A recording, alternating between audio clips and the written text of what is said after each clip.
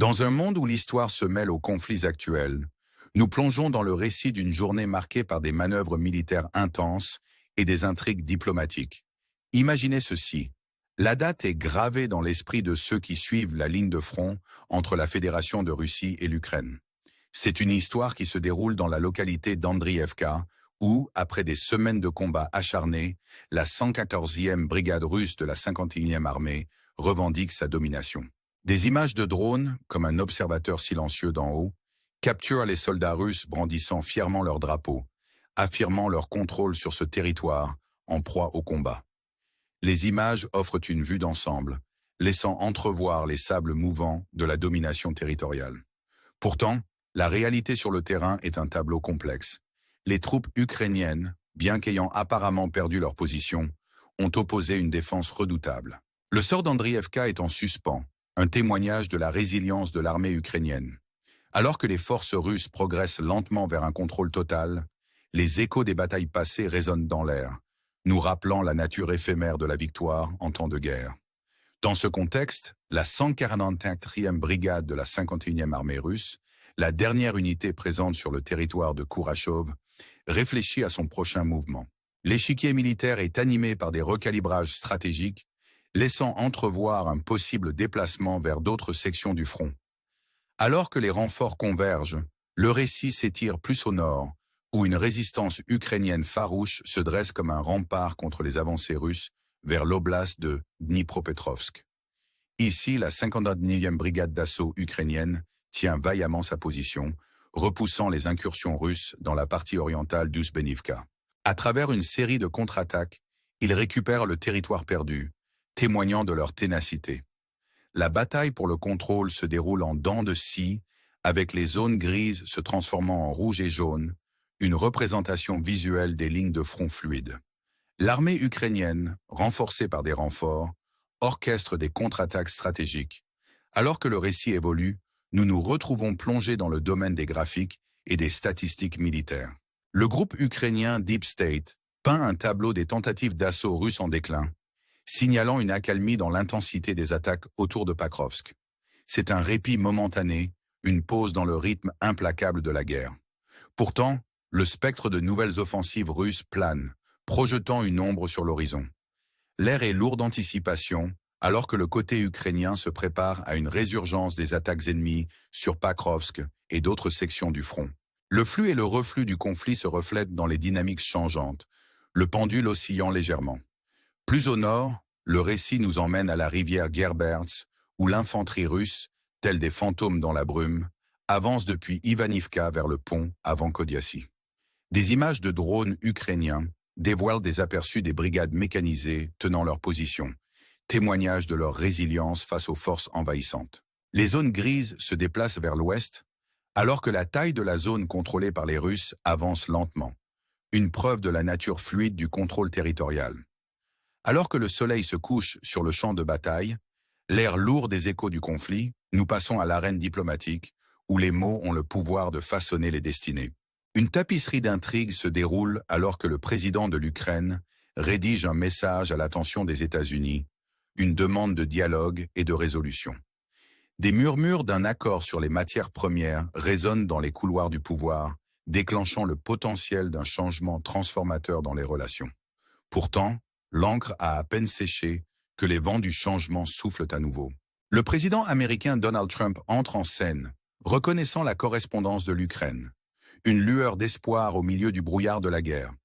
La scène est prête pour une nouvelle tentative de paix, une danse délicate de la diplomatie où chaque pas compte. Le monde regarde avec impatience, tandis que des murmures d'un plan de paix conjoint résonnent dans les couloirs du pouvoir. Le Daily Mail spécule sur des visites et des négociations, une danse de la diplomatie qui a le potentiel de remodeler le récit. Pourtant, au milieu de la frénésie des offres diplomatiques, l'ombre de l'aide militaire plane. Le New York Times et le Wall Street Journal soulignent l'équilibre délicat du soutien militaire. Trump envisageant sa cessation jusqu'à ce que des assurances de pourparlers de paix genuins se matérialisent. La confirmation du directeur de la CIA souligne le poids de cette décision, témoignage de l'entrelacement complexe des relations internationales. Alors que le récit se déroule, un sentiment d'anticipation plane dans l'air. la promesse d'un avenir meilleur se faisant sentir. Le gouvernement ukrainien, poussé par les vents du changement, se prépare à présenter un plan pour une paix durable. Les pages de l'histoire s'écrivent et le monde regarde avec impatience. À chaque tournant, les dynamiques sur le terrain et dans les cercles diplomatiques continuent d'évoluer. Alors que l'histoire tire à sa fin, nous restons avec une question persistante. Les marées de la guerre céderont-elles la place à la promesse de la paix? Le récit reste une œuvre en cours, une saga en développement qui nous appelle à rester engagés. Avec la promesse de développement futur, je vous invite à rejoindre ce voyage, à rester informés et engagés, alors que les chapitres de cette histoire continuent de se dérouler. Votre soutien sous forme de likes et d'abonnements alimente cette entreprise, garantissant que les histoires de notre temps sont racontées avec profondeur et perspicacité. Alors que le soleil se couche sur ce chapitre, nous vous disons au revoir jusqu'à la prochaine partie de ce récit en développement. Dans l'ombre du conflit en cours, où les lignes de bataille sont aussi fluides que les marées, nous nous trouvons immergés dans un théâtre de guerre qui va au-delà des simples disputes territoriales. Ce récit, riche de la complexité des relations internationales, se poursuit alors que les cieux au-dessus de l'Ukraine deviennent un champ de bataille d'un autre genre. La nuit est ponctuée par le rugissement des moteurs et le vrombissement des hélices, alors que l'armée russe lance une nouvelle vague de frappes aériennes. 11 drones d'attaque du type Shahed 136, accompagnés de 3 missiles balistiques de type Iskander et d'un missile balistique S-300, prennent leur envol. Leurs cibles, les régions de Voronej et Koursk, subissent le poids de cet assaut aérien. La défense aérienne ukrainienne, vigilante et résolue, rapporte la destruction de 115 drones de combat. Pourtant, l'air est épais de tension, alors que 4 missiles échappent à l'interception, projetant une ombre sur les villes de Kharkiv et Odessa. À Odessa, les conséquences sont un tableau angoissant de destruction. Des dizaines de maisons privées sont en flammes, l'odeur âcre de fumée se mêlant aux cris des secouristes. Au milieu de la dévastation, la perte tragique de vies humaines rappelle de manière poignante le coût humain du conflit. La veille encore, des frappes similaires avaient ciblé l'infrastructure énergétique d'Odessa, soulignant la nature implacable de cette campagne aérienne. Pendant ce temps, à Kharkiv, la zone industrielle porte les cicatrices de l'assaut, avec des entrepôts réduits en ruines. Le côté ukrainien, enveloppé d'un voile d'incertitude, se débat avec les conséquences, les détails des dommages, restant encore à révéler pleinement. Alors que ces événements se déroulent, le front diplomatique n'est pas moins turbulent. Le président de l'Ukraine, cherchant à naviguer dans le dédale complexe des relations internationales, envoie un message via la plateforme X, signalant une volonté de dialoguer avec les États-Unis. Le message, chargé de la promesse d'accord sur les minéraux, laisse entrevoir le potentiel d'un changement géopolitique significatif. Le récit prend un tournant dramatique alors que Reuters annonce la signature imminente de l'accord, pour voir le moment glisser entre les doigts du temps. Dans un discours au Congrès, le président Trump reconnaît la lettre de l'Ukraine, un phare d'espoir au milieu du chaos. Ces mots portent le poids de l'attente, alors qu'il envisage la possibilité de paix, la fin d'une guerre qui a jeté une longue ombre sur la scène mondiale. Pourtant, le chemin vers la paix est semé de complexité. L'administration Trump, bien que réceptive aux ouvertures de Zelensky, reste prudente, cherchant des assurances tangibles de dialogue véritable des deux côtés.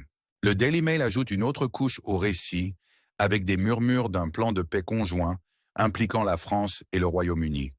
Cependant, le gouvernement français nie rapidement toute visite prévue à Washington, jetant le doute sur la véracité de ces affirmations. Au milieu de la danse diplomatique, la question de l'aide militaire pèse lourd. Le New York Times souligne la considération de Trump de suspendre les livraisons d'armes, une manœuvre stratégique destinée à influer sur les négociations. Le Wall Street Journal fait écho à ce sentiment, soulignant la suspension du soutien militaire jusqu'à ce que des étapes concrètes vers la paix soient évidentes. La confirmation du directeur de la CIA, Radcliffe, de cette position souligne la gravité de la situation, mettant en lumière l'équilibre délicat des pouvoirs en jeu. Alors que la poussière retombe, les implications de cette décision se répercutent dans les couloirs du pouvoir. La suspension du partage de renseignements, initialement limitée au territoire russe, s'étend plus loin, laissant l'Ukraine naviguer dans les complexités du conflit sans le soutien des données de reconnaissance américaines. Les ramifications sont profondes, impactant la capacité de l'Ukraine à planifier et exécuter des frappes aériennes, ainsi qu'à repousser les attaques russes. Dans ce paysage en constante évolution, la pression de l'administration Trump sur l'Ukraine augmente, exhortant la nation à engager un dialogue significatif. La Maison-Blanche, dans un élan de finesse diplomatique, explore la possibilité de reprendre l'aide militaire, conditionnée à la réussite des pourparlers en cours. Un appel téléphonique entre Mike Waltz et Andriy Yermak signale une percée potentielle, avec la promesse d'un soutien renouvelé en jeu. Alors que les rideaux se ferment sur ce chapitre, le récit nous laisse avec un sentiment d'anticipation. Le gouvernement ukrainien, poussé par les vents du changement, se prépare à dévoiler un plan pour une paix durable. Le président Zelensky, avec une détermination dans la voix, parle d'un avenir où le spectre de la guerre est remplacé par la promesse d'harmonie. Le monde regarde, alors que les fils de la diplomatie tissent une tapisserie d'espoir. Pourtant, au milieu de l'optimisme, une question persiste. Dans le théâtre de la politique mondiale, où chaque geste est scruté, la promesse de paix peut-elle vraiment prévaloir? Alors que nous naviguons dans ce récit complexe, je vous invite à rester engagé, à faire partie de cette histoire en développement. Votre soutien, sous forme de likes et d'abonnements, garantit que nous restons informés et inspirés, prêts à explorer les complexités de notre monde. En vous disant au revoir pour l'instant, nous attendons avec impatience le prochain chapitre de cette saga, où la quête de la paix continue d'inspirer. Alors que le monde tourne son regard vers le drame en cours sur le front ukrainien, l'interaction des manœuvres militaires et des ouvertures diplomatiques dessine un tableau d'un conflit oscillant entre les échos de la guerre et les murmures de la paix. Le récit, aussi complexe que captivant, nous entraîne plus profondément au cœur d'une histoire qui transcende les frontières et le temps. Dans ce contexte, le gouvernement ukrainien se trouve à un carrefour, prêt à présenter un plan de paix qui pourrait changer le cours de l'histoire. Le président Zelensky, figure de résilience et d'espoir, regarde vers l'horizon, envisageant un avenir où le dialogue remplace la discorde. Ces mots, chargés de détermination, s'adressent à un monde en quête de résolution. Un monde où la promesse de paix est proche, mais demeure insaisissable. Le paysage diplomatique est en effervescence d'anticipation, alors que l'administration ukrainienne travaille sans relâche pour tracer une voie vers la réconciliation. Avec le spectre du conflit toujours présent, les enjeux n'ont jamais été aussi élevés. Le potentiel de cessez-le-feu, une lueur d'espoir au milieu de la tourmente, retient l'attention des marchés mondiaux.